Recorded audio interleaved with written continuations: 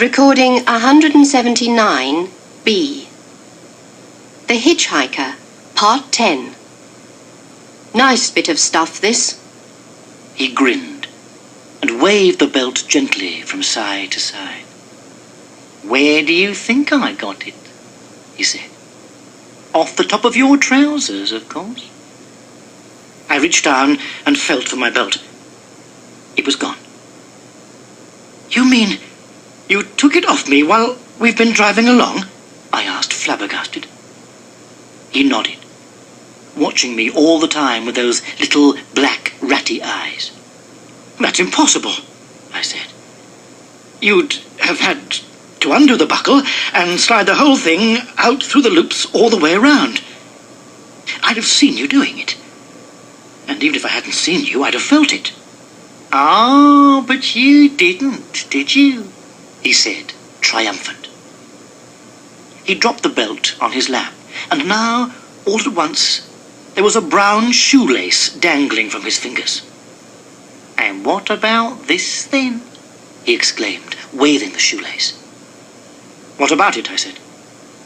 "Anyone around here missing a shoelace?" he asked, grinning. I glanced down at my shoes. The lace of one of them was missing.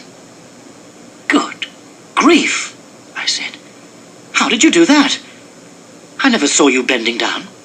"You never saw nothing," he said proudly. "You never even saw me move an inch. And you know why?" "Yes," I said, "because you've got fantastic fingers." "Exactly right," he cried. "You catch on pretty quick, don't you?" He sat back and sucked away at his homemade cigarette, blowing the smoke out in a thin stream against the windshield.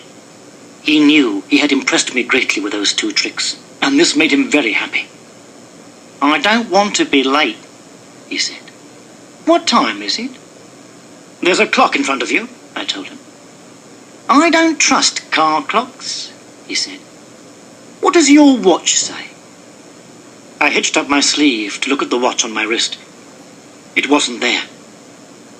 I looked at the man. He looked back at me, grinning. "You've taken that too," I said. He held out his hand, and there was my watch lying in his palm. "Nice bit of stuff, this," he said. "Superior quality, 18-carat gold. Easy to flog, too. It's never any trouble getting rid of quality goods." "I'd like it back if you don't mind," I said rather huffily. He placed the watch carefully on the leather tray in front of him. "I wouldn't nick anything from you, Governor," he said. "You're my pal. You're giving me a lift." "I'm glad to hear it," I said. "All I'm doing is answering your question," he went on. "You asked me what I did for a living, and I'm showing you."